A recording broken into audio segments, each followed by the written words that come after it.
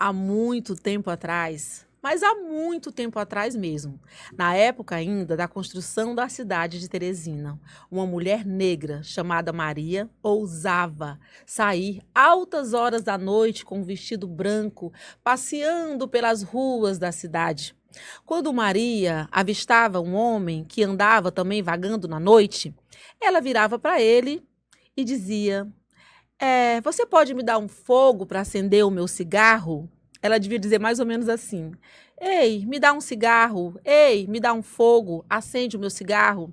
E esse homem, encantado com a beleza de Maria, dava o fogo para ela. Quando ele ia tirar o fogo, que ele mostrava o fogo, que Maria acendia o cigarro, ela crescia. Crescia, crescia, crescia, crescia, crescia e crescia e crescia e crescia e ficava mais alta que os lampiões. Os homens saíam correndo, apavorados, achando que ela era uma assombração. E ela, as baforadas, dizia: não se pode, não se pode, não se pode. As pessoas tinham pavor de encontrar Maria, porque elas realmente acreditavam que era uma assombração. E assim, até hoje, é conhecida em nossa cidade, Teresina, capital do Piauí, a lenda da Não Se Pode. Como é que foi para você a lenda, Cássio? Ah, não se pode. Que coisa incrível. Como essa não se pode foi se esticando e foi crescendo e foi chegando pra gente e chegou até aqui, né? Chegou até aqui. Então, para mim, a Não Se Pode, ela chegou a partir do corpo de dança da UESP.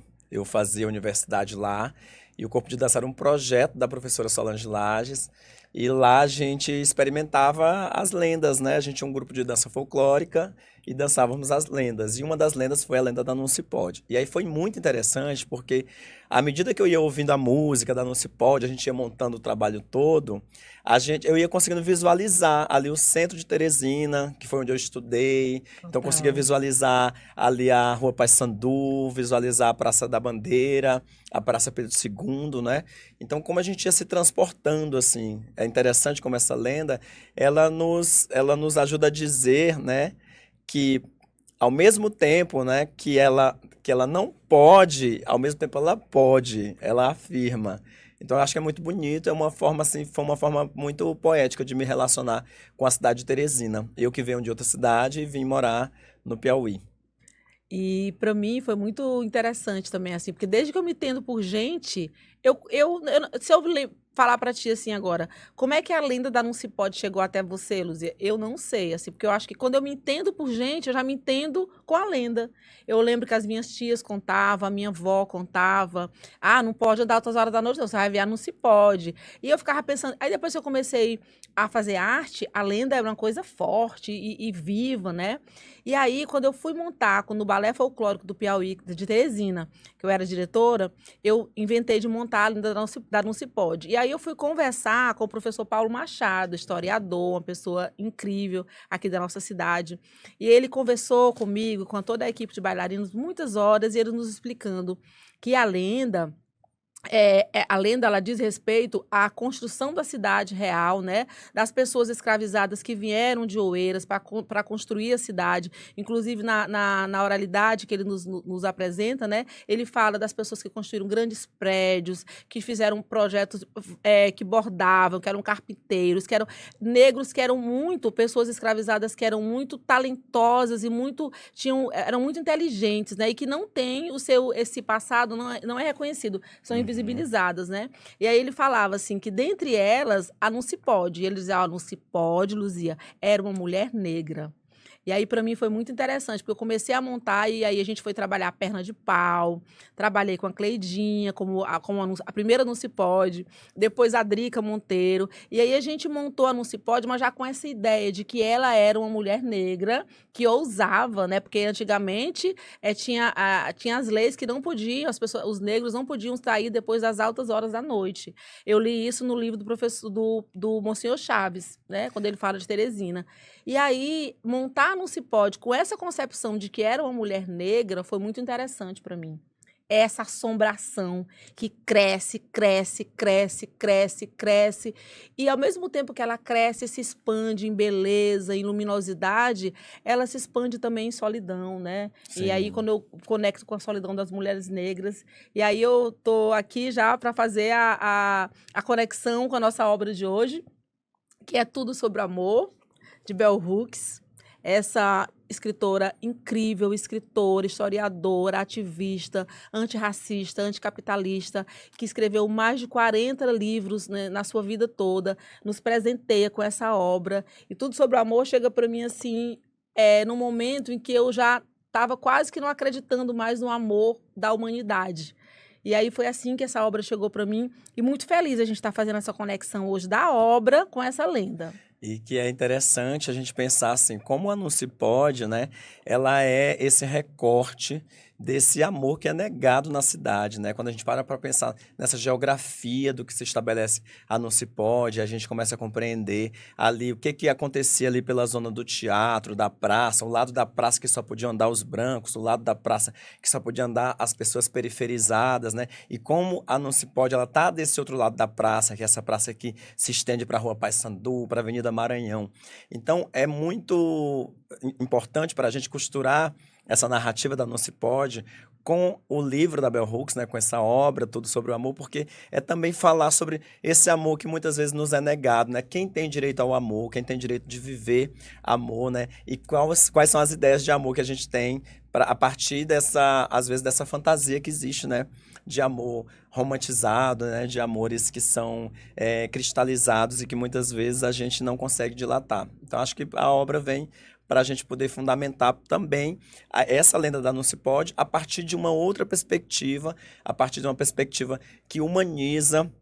E eu falo humanizar no sentido de dizer assim, como é que a gente olha para Não Se Pode como essa mulher que existiu, né? Como essa mulher que migra de Oeiras para cá com todos esses problemas sociais, né? Essa tentativa, às vezes, de higienização de capital que Total. acontece, mas que vem trazer todas as problemáticas que já trazia em decorrência do processo de escravização do nosso país. Quer dizer, em algum nível, conectar a lenda com a construção da cidade nos faz refletir também sobre essas diásporas intermináveis, irreversíveis, né?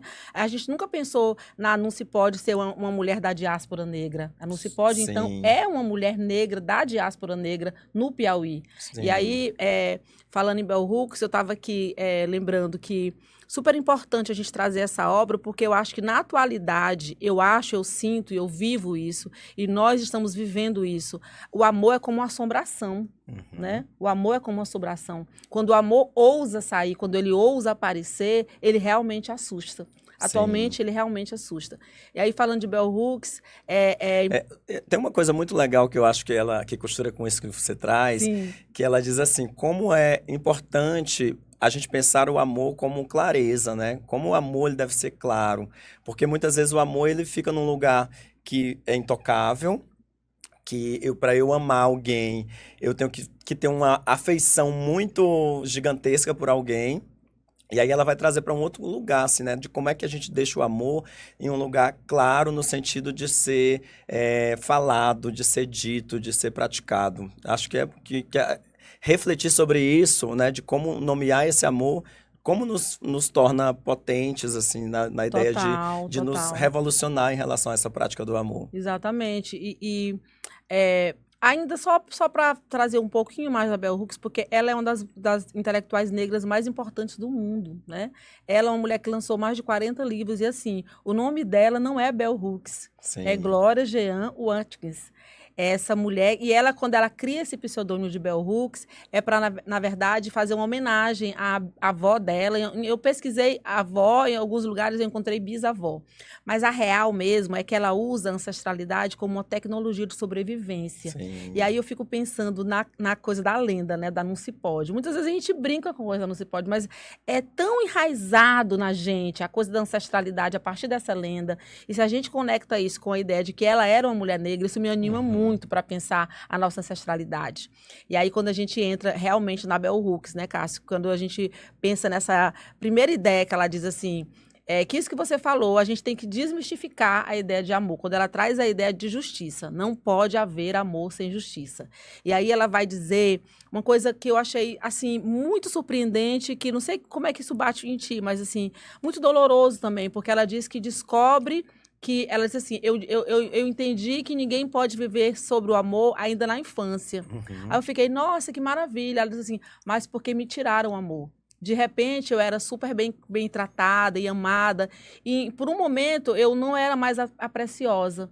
E aquilo perfurou meu coração e eu não sabia mais como lidar com aquilo. Isso me doeu tanto, porque isso acontece com muitas crianças. Em algum momento, isso aconteceu comigo também. Sim. Parece que a gente não entende o que está acontecendo, que a gente era preciosa em um dia e no outro dia as pessoas nos viram as costas, elas nos tratam com grosseria, elas abusam, né? Em algum nível, assim, emocionalmente também. E aí, quando ela traz, né, essa questão que não pode haver amor sem justiça, e ela traz a criança para dizer que nós não somos donos das crianças, Sim. e que nós precisamos amar as crianças e respeitá-las, porque elas são sujeitos dos seus processos. Quando ela coloca a criança na cena do amor, eu acho interessantíssimo. E aí ela traz a gente, quando ela coloca a criança na cena, ela dá um recado como que diz assim, olha, você é o adulto da história, então se resolva, porque tem um mundo para ser cuidado, tem as crianças para serem cuidadas, e você não pode ficar nesse lugar de infantilização, né? E eu acho que a gente é uma sociedade que vive sofrendo muito de adultos infantilizados, né? Quando a gente pega aquele caso, por exemplo, do avião, da janela do avião, toda uma discussão absurda envolvendo a criança, a gente vê que, na verdade, quem está infantilizado, né? E não dizendo que infância é menor ou maior, mas no sentido cartesiano do que a gente conhece, de como aquilo ali exemplifica esses adultos infantilizados. E aí eu acho que ela chama na chincha e diz assim, olha, seja adulto, porque a gente só constrói um mundo melhor a partir do momento que a gente faz justiça e a gente dá amor para as crianças. Exatamente. E aí ela vem dizendo que é o amor, né?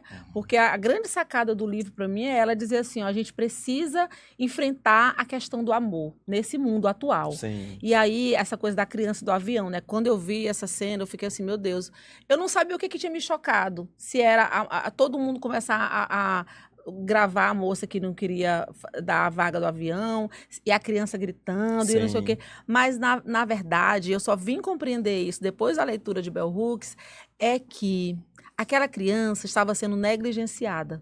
Aquela criança sofria por falta de amor. Uma criança que é negligenciada, ela não tem limites.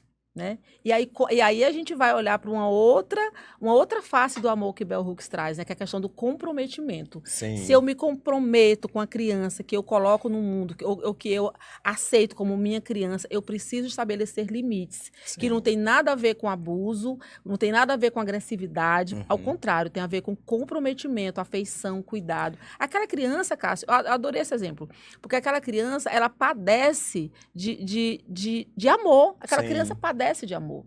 Então, tem uma outra coisa que ela... Fala. Eu fiquei lembrando Tá assim... animado. Fiquei lembrando de como ela diz assim, uma questão da honestidade, que se a gente não é honesto, não podemos amar se a gente não é honesto. E aí ela vai usar essa questão também da infância para dizer assim... Como na infância nós somos ensinados a serem honestos, né? E aí eu me lembrei de uma situação quando eu era criança. Eu estava indo para a igreja com as minhas irmãs. Eu sou o mais novo, né? O caçula. E aí as minhas irmãs disseram assim, viram uma gaiola com um passarinho preso. E aí disseram assim, nossa, eu tinha vontade de quebrar essa gaiola porque eu não gosto de ver o passarinho preso. E aí eu, criança, mas acho que já militante,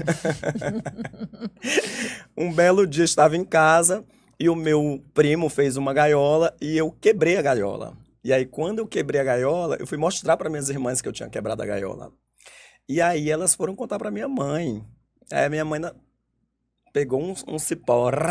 Foi mesmo? Foi. Tudo bem que isso era década de 80, né? Era década era década de 80, mas eu apanhei. Nossa, eu apanhei também. Porque eu ali entendi que eu não... Essa questão dessa gaiola...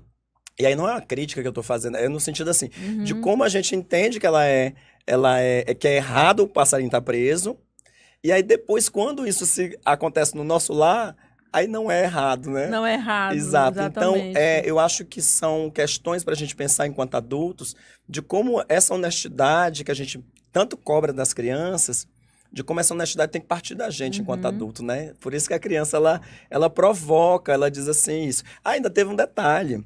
A minha mãe me bateu e eu fiquei chorando, né? Claro. Só que eu fiquei chorando muito tempo, já tinha passado a dor, né? Enfim.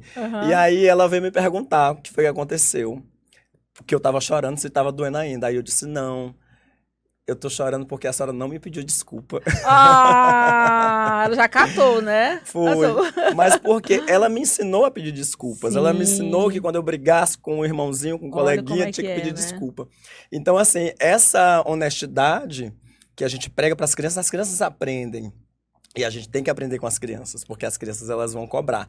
E a gente precisa modificar isso para a gente tornar a nossa família uma família que seja funcional, uma família que seja proativa, uma família que seja acolhedora de fato e emancipadora para qualidade de vida, digamos assim, dessa criança no futuro. Exatamente. E tem uma coisa que costura com o que você está falando, que é a criança, né? Que eu fiquei assim, por que ela tá trazendo criança, gente? Porque na real, a gente não dá muita atenção à criança. Nem nas nossas questões intelectuais, porque ela tava falando, por exemplo, as mulheres, elas lutam por seus direitos, os idosos lutam por... E quem defende os direitos das crianças? E aí, quando ela traz a criança, ela traz vários exemplos das amigas, das pessoas que ela conversa, e ela disse que ficou perguntando como é que as pessoas dão limite para os seus filhos, né? E aí, essa roda que ela tava de intelectuais, de professores, falaram assim, a maioria falava que batia, e uma que falou assim, não bato no meu filho, mas toda vez que ele faz algo errado, eu o belisco para ele aprender. Aí ela disse que ficou pasma, assim, ficou passada, porque ela disse assim, imagina essa mulher namorando com um homem, e toda vez que ela errasse uma coisa, o homem beliscasse ela. Como é que não estaria os direitos das mulheres, né? Então, a gente tem a gente pensa que as crianças, a gente entende e a gente age assim, como a criança que não tem direito ao amor. E aí, por exemplo, quando a gente age assim, como a criança não tem direito ao amor e que a criança é minha, a criança é meu filho, quantas vezes você vê um adulto sendo agressivo? Eu tô lembrando de uma vez que eu morava ainda aqui no São Cristóvão Parque, né? E se mudou para minha família, uma família branca, com mãe, pai, um menino e uma menina. Mas essa mãe, ela era tão tóxica com o filho dela, era tão agressiva. Eu ouvia as coisas que ela dizia, um belo dia eu perguntei para ela assim... ele é seu filho mesmo? Ela, ele é meu filho, é porque ele é danado. O menino não era nada de danado, sabe? E se fosse? Mas era uma relação tão tóxica, né? Eu acho que ele deve estar rapaz agora. E aí eu fiquei pensando como às vezes nós, adultos, estamos vendo, né? Uma família maltratar uma criança, agredir, abusar, violentar, de todas as formas, e a gente não se mexe, porque não, mas é filho dela. E a Bell Hooks chama a gente para olhar para as crianças e realmente dar amor às crianças. E essa coisa de dar amor, ela tira a gente desse terreno da superstição, de não saber o que é o amor. Ela define o amor. E aí é muito interessante essa questão, né, dessa definição de amor que ela traz, porque a Bell Hooks ela vai levar o amor para essa ideia de pensar o amor como gesto, pensar o amor como ação, né? Então a gente às vezes está muito preocupado em nomear, né? Às vezes as pessoas se assustam, dizem assim, eu te amo, parece que é um problema. Pelo amor de Deus, não. Porque é como se fosse um exagero eu não pudesse dizer isso. Então, ao mesmo tempo que há um esvaziamento do eu te amo, também há às vezes uma sacralidade nessa ideia do eu te amo para dizer assim, não, você não pode dizer que me ama porque a gente mal se conhece, né? Eu só amo o meu pai e a minha mãe. E olhe lá. E olhe lá, né? Então, às vezes dizer eu te amo, e eu digo muito isso para os meus amigos, é mais como um exercício, né? Como uma ética de dizer assim, olha, eu tenho muita afeição por você e me comprometo a estar aqui, né? Então, eu acho que esse é um ponto muito chave de pensar o amor como ação, pensar o amor como gesto, pensar o amor como o que nos move. A minha avó, por exemplo, minha avó tem 100 anos, né? Então, a minha avó não cresceu dizendo eu te amo. Mas para ela, eu pedi a bênção para ela, dizer, benção, avó. Para ela, esse é um gesto de respeito e que diz eu te amo. Hoje ela já diz eu te amo. Às vezes eu falo, aí ela te amo, meu filho. Às vezes a gente percebe que não era do vocabulário dela, mas que ela foi aprendendo e que ela entende que aquilo ali é importante para mim e que ela fala. Mas assim, pra gente não estar nessa busca dessa palavra pela palavra, porque dependendo às vezes do repertório da pessoa, às vezes essa palavra não vem, essa palavra não chega, mas o gesto chega, a ação chega. E assim, eu acho que a grande sacada da Bell Hooks, ela tem várias nesse livro, né? Eu acho que esse livro é um chamado para a humanidade enfrentar uma questão nossa, que é o amor. O amor é a grande força, é a grande ação que pode transformar o mundo, é o amor. E aí, quando ela define o amor, eu acho que ela tira o amor desse campo da pulverização, de que o amor é qualquer coisa. Porque, Sim. por exemplo, eu pesquiso mulheres negras na dança e por muito tempo aqui em Teresina eu fiz uma performance chamada Banho de Sangue. E eu ficava muito impressionada com os casos de feminicídio, né? De homens matarem as suas companheiras. E geralmente, quando você ia ver, quando eram as mulheres brancas, eles diziam que mataram por amor. E aí eu ficava muito sem entender que amor é esse. Às vezes você tá vendo uma mãe que maltrata uma filha, que bate. Tô batendo, mas é por amor. Inclusive, a Bell Hooks traz isso no livro. E aí, o amor, a gente cresce nessa confusão. Por isso que eu acho que dá esse medo também, quando alguém diz que nos ama. Porque a gente ama nosso pai. É quase aprisionar o outro. Mas quando ela diz assim, a gente vai olhar agora para os caminhos do amor. Eu vou indicar os caminhos. Aí ela diz assim, o amor é um substantivo, mas o amor é um verbo, é muito mais um verbo. Sim. E aí eu vou ler, porque eu acho que eu queria te pedir licença para ler, Cássio. Claro. Essa definição dela, que eu acho genial para a gente pensar. Ela define o amor como cuidado, afeição, reconhecimento, respeito, compromisso e confiança. Essa fórmula, a fórmula do amor. Então, esse conceito, essa definição, ela não me aprisiona, ela me liberta. Porque eu vou entender quando eu estiver com um companheiro, que aí eu acho que é outra questão também. O amor romântico meio que capturou, sabe? Meio que aprisionou essa palavra só para eles. Sim. Eu não falo do amor que eu sinto pela Kali, do amor que eu sinto pelas minhas plantas. Eu me comprometo com as minhas plantas. Eu me comprometo com a minha cachorra. Eu me comprometo com as minhas amigas. O amor da amizade, que aí o livro vai trazendo, a gente vai falar agora, né? Do trabalho. Esse amor que não assusta, porque eu sei exatamente o que eu tô falando. Se eu tenho um companheiro que me agride, que me bate, que me desconsidera, que não considera as minhas questões, ele não me ama. Pode ser tudo, mas não é amor. Sim. Porque a gente, quando é criança, a gente aprende muito assim. Amor é um bom sentimento. Mas aí, isso é ótimo, porque realmente é um bom sentimento. Mas é preciso que eu entenda o que está acontecendo ali naquele sentimento. Eu não posso amar se eu não me comprometo, se eu não escuto, se eu não confio, né? Sim. Amor é realmente uma ação. Você falou mais cedo, né, sobre a questão do abuso, né? as pessoas muitas vezes acham assim, que não, onde existe amor não há abuso.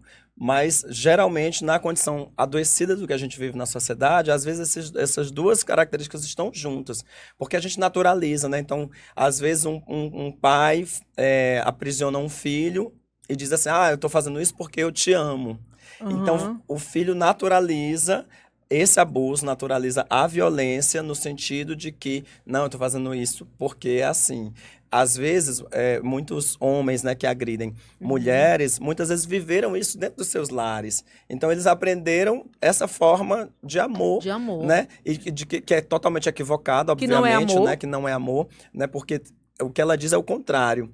Onde há amor, não há abuso. Mas a gente é acostumado a viver um outro padrão de amor, que é sobre a gente viver com ciúmes, é sobre a gente viver inseguro. Se a pessoa não tem ciúme de mim é porque ela não me ama, exato, meu Deus, eu tenho que sair correndo atrás da pessoa, eu tenho que exatamente. mudar o meu jeito, porque para a pessoa poder me amar, porque a falha está em mim, não na pessoa, né? Então, acho que ela traz muito para esse lugar. E aí ela chega no lugar do amor próprio, né? Assim, de como ela diz assim. Que para mim é assim, a questão da minha vida, né? Sim. Porque quando eu tava numa fase de muito baixa autoestima, porque todo mundo passa por essa fase, e essa fase é engraçada, porque ela vai e volta na vida da gente, Sim. né? E aí eu tava numa fase, eu tinha um namoradinho lá em Salvador, que ele, que ele dizia assim pra mim, se ame mais. Aí eu ficava assim, oxe, como assim? O que ele tá dizendo? Se ame mais. Eu ficava assim, gente, como é que eu me amo mais? Aí eu fui conversar com a pessoa disse assim, Luzia, você se ama? Me amo. Você namoraria com você? Eu fiquei tão arrasada, porque eu descobri que eu não namoraria comigo. Gente, eu não vou namorar comigo. Porque pra mim, namorar já pressupõe um outro. Eu senti atração por uma outra pessoa. Então, assim, a pessoa dizia, se você não namoraria com você, é porque você não se ama. Eu ficava assim, gente, não pode ser. Porque eu tenho certeza que eu quero me amar, eu tô nesse caminho, mas eu não namoraria comigo. Eu acho isso... Porque são axiomas tão simples, mas que dão um nó na cabeça, porque não são reais. Assim. E aí, quando a Bell Hooks traz essa coisa do amor próprio, ela vai falar da autoestima e ela vai trazer alguns caminhos pra gente entender como é que a gente... constrói uma autoestima positiva pra gente, ela vai dizer, né, que você é autoconfiança. São as mesmas regras, são as mesmas qualidades do amor. Sim. Se eu tenho um compromisso comigo, se eu realmente me levo em consideração, se eu me escuto, ou se eu escuto o meu coração, se eu confio, quer dizer, aí nesse lugar que a Bell Hooks vai nos ensinar, eu consigo me amar. Sim. Eu consigo dizer, eu realmente estou no caminho do auto-amor. Sim, eu queria fazer uma citação que ela traz isso, exatamente nesse ponto que você toca, né? Sobre como é que a gente, o que a gente espera do amor. Abre aspas. Não espere receber de outra pessoa o amor que não dá a si mesma. Fecha aspas. Eu acho que é lindo, assim. E aí, como a gente pensa isso enquanto exercício? Porque, de fato, às vezes a gente está buscando amor, e aí o amor, ele tá muito pautado, às vezes até num aspecto muito visual. Né? Então, às vezes, a gente está buscando algo que está muito fora da gente, que está muito distante da gente. Né? E aí eu não estou dizendo que não pode haver diversidade nas relações, né? Que tem que haver, né? Mas como é que minimamente a gente encontra pessoas e se relaciona com pessoas a partir de um lugar daquilo que do amor que é prática pra gente, né? Então, às vezes, a gente diz assim, eu quero namorar, conhecer uma pessoa que faça as mesmas coisas que eu. Não que faça as mesmas coisas, mas que tem uma filosofia de vida que se aproxima. Porque isso responde, de certo modo, o que ela diz, né? Esse amor que eu espero é o amor que eu dou a mim mesmo. Né? Então, se eu sou uma pessoa que gosto de ler, ou de praticar esporte, ou de dançar, enfim, eu fico pensando assim, o quanto que, de repente, se eu estar com uma pessoa que é totalmente avessa às minhas práticas, será que vai dar certo esse tipo de amor, né? Enfim, não é um questionamento, é só uma reflexão. Mas eu acho que ela oferece esse caminho, assim, sabe? De que se você está nesse auto-amor, e aí ela vai falar disso em relação a tudo na sua vida, né? Porque, Cássio, quando o Bell Hooks faz esse capítulo do auto-amor, né? Desse compromisso, né? E de que o amor o que o amor faz, me vem muito as situações que eu passo às vezes, por exemplo. Luzia faz isso pra mim, e às vezes eu não quero fazer, mas eu não quero perder a pessoa. Eu digo assim, às vezes, aí eu faço. mas aquilo me dá uma sensação tão ruim, sabe? De que assim, Sim. é como se o meu eu falasse comigo, não sei se isso acontece com vocês, mas assim, é como se o meu eu falasse, e você, por que você fez? Por que você traiu? Por que você me traiu, sabe? Sim. É como se fosse uma traição. E aí eu fico pensando que quando a Bell Hooks traz essa ideia da autoestima, que vai sustentar o meu amor próprio, que aí eu já sei o que é o amor, é o compromisso, é o cuidado, é a afeição, ela traz assim, por exemplo, agora eu vou Sim. também fazer uma citação, rapidinho, Sim, segura, sim. vai, Sim. fala. Não é porque você falou a frase, né? Você é o que o amor faz. É exatamente. Aí, mais o na amor frente... é o que o amor O faz. amor é o que o amor faz. Aí mais na frente você trouxe a conjunção o mi. E aí eu lembro da música que a gente passou a adolescência cantando, né? Qual? Da Sandy, mulher. Qual é? Olha o que o amor me... Olha o que o amor me faz. Fiquei tão doida, fiquei... É quase Meu isso. Deus do Mas céu. é assim, num lugar de como a gente aprende a gostar de um amor que nos violenta, né? Então, O assim, tempo todo. ao invés da gente cantar o amor é o que o amor faz, a gente fica dizendo, olha o que o amor me faz. E gostando, e é quase um gozo, exatamente. né? E aí eu lembrei agora do pai dela, é do avô, é do tio, é o amor. Quem é? Minha voz não é boa, é o desculpa. Zezé, é outra que família. mexe com minha cabeça. Minha voz é horrível. Que mexe com minha, vou beber até água. Mas assim, é sempre um amor sofrido. Então parece que quando eu encontro o sofrimento, eu encontro finalmente o amor. E não é. Bell Hooks, eu acho porque quando eu comecei a ler, eu já li esse livro várias vezes, eu fico pensando, nossa, como ela escreve muito para dizer uma coisa simples, mas eu acho que é Sim. esse o barato, porque ela faz um verdadeiro tratado sobre o amor. Né? Ela começa desde a infância, ela vai para o amor próprio, ela vai para a questão da importância que eu queria trazer também das amizades, né? Que não é possível ela diz assim que um dos caminhos para se encontrar e aprender o amor é em comunidade. E aí ela traz a importância da amizade. Sim. E aí eu fico pensando, por exemplo, que amizade, né? Como eu consigo viver o amor nas minhas amizades? Que é uma régua que eu preciso prestar atenção, porque assim, a partir disso, eu não quero mais nada menos do que isso, sabe?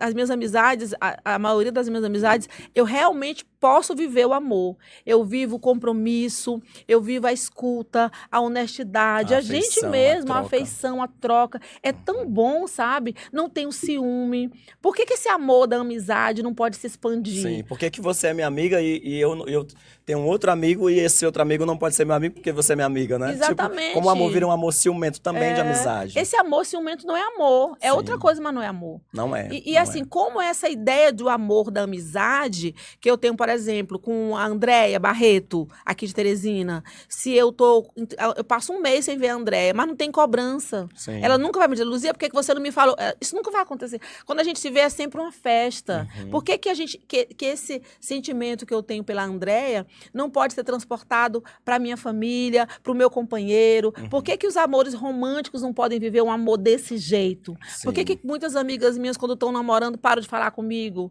Bell Hooks fala que sofreu com isso. Eu já sofri com isso, você deve ter sofrido com isso. Sim. Pessoas que estão namorando param porque estão amando. Eu acho que é urgente a gente entender e a gente aprender, ter uma escola de amor e aprender as definições que Bell Hooks traz sobre o amor. Porque, por exemplo, ela diz que não é possível você amar com o poder, com a obsessão. Sim. Você só ama se você deixa livre. Isso. Então, eu acho que esse livro é um tratado para se enfrentar o amor. É incrível. E isso cai no lugar daquela confusão que a gente muitas vezes faz do amor próprio com o narcisismo, o egoísmo, com o egocentrismo, né? Porque quando você pensa esse amor junto com o poder, na verdade você está pensando num outro lugar, porque você está pensando muito mais num lugar egóico e num lugar que é muito mais limitante e que é dono, que se torna, né, que controla. Eu já tive uma fase na minha vida que eu fui muito ciumento, né? Mas assim, sério. Não parece, gente. Mas não sou mais, real. Não parece não, porque eu tô uma das pessoas que mais me ensinam a deixar ir. Pois eu não sou mais porque eu fui entendendo assim. Chegou um momento que eu gostava de uma pessoa e aí eu ficava enlouquecido, imaginando. A gente tá bem aqui gravando podcast e eu tava imaginando o que a pessoa tá fazendo na casa dela. E aí, a partir do momento que eu comecei a entender que eu não tenho controle sobre a vida do outro, né? Comecei a entender que o outro é livre para fazer o que quiser fazer. Inclusive, se quiser me trair, é um direito da pessoa. Aí você iria pra casa. É um direito da escolha da pessoa. Você iria pra casa ouvindo Maria Bethânia. Maria Bethânia. Volto pra casa batida. Eu colocava a música no Ai, carro. ai. Eu ficava Mas ouvindo. o que mais me deu isso é muito legal, porque o que mais, depois que eu li esse livro, né? Gente, quem não leu, viu? Por favor, você não pode morrer sem Leia. ler. E se prepare. Vale muito É a uma, pena. é uma. Ó, Ela começa assim como quem não quer ó, nada, e Elu, você, ó, tudo sobre o amor. tem que ler. E aí eu fiquei pensando agora, né, Cássio, para fechar, assim, eu acho que a grande questão é ela convidar a humanidade para esse enfrentamento do amor, né? Sim. Porque essa palavra, ela já foi tão confusa, ela é usada Uhum. geralmente num contexto tão conturbado. Você vê quantos casos de pessoas morrem e se matam Sim. por amor. Sim. Mas na real, essas pessoas aprenderam que o amor é isso, nas suas famílias. Elas aprenderam que a E violência. aí, Cássio, eu queria só falar da bispa, né? Bispa não, que não existe bispa, mas da religiosa que enfrentou Sim. o Trump esses últimos Existe, dias, é né? bispa. É É bispa porque eu mesmo. aprendi que no Brasil não existe esse nome bispa. Tem. Inclusive outras igrejas que usam. Ah, então, Sim. ok. Não vamos Eu não cortar, vou mantém citar esse o nome, mas tem aprendizado, outras né? igrejas que usam. Vamos manter esse aprendizado. Na hora que tiver, a gente bota o nominho aqui na frente, que a gente souber o nome certo, né? Sim. Mas aí a religiosa que enfrentou o Trump esses dias, Uhum. né? E foi muito interessante porque ela foi de um amor Uhum. pela comunidade LGBTQIA+, ela foi de um amor pelas pessoas, pelo mundo contemporâneo, por esse mundo que vive em guerra, Estrangeiros. pelos estrangeiros, sabe? Ela falou Uhum. assim, estrangeiros, isso é muito... Ela falou assim, tenha misericórdia, essas pessoas, elas têm medo. Uhum. Ela foi de uma... Ela trouxe tudo Sim. naquele discurso dela. Tudo que a Bell Hooks fala, aquela religiosa trouxe. Uhum. E o mundo respondeu, o mundo que eu digo nesse momento, não é o mundo, mas assim, o mundo poderoso, né, que se acha poderoso. O Trump exigiu que ela pedisse desculpa. Sim. E ela disse, eu não vou pedir desculpa. Olha que Sim. nível nós chegamos. Isso. E como isso é um sintoma desse amor egóico. Que não né? é amor. Que não é amor, né? Que a gente chama disso, mas de como a gente diferenciar amor de egoísmo, né? Quando o Trump faz isso, é porque aí ele usa esse conceito do poder, né? Ele usa acha o que é poder. sobre proteger uma nação, porque ele vai usar esse discurso que Porque não eles é. são os melhores, o mundo todo é o Exato, pior. mas que é um discurso cheio de lugares que revelam poder, revelam interesses, especialmente interesses racializados, interesses de gênero, uma pauta, toda a condenação de uma pauta liberal, mas que por trás está, obviamente, uma pauta econômica, né, onde eles estão juntos ali num pacto. Total. E por fim, assim, para mim, eu acho que essa obra é uma obra assim necessária na nossa vida. Ela realmente vai desnudar, né? Ela vai nos ensinar a amar.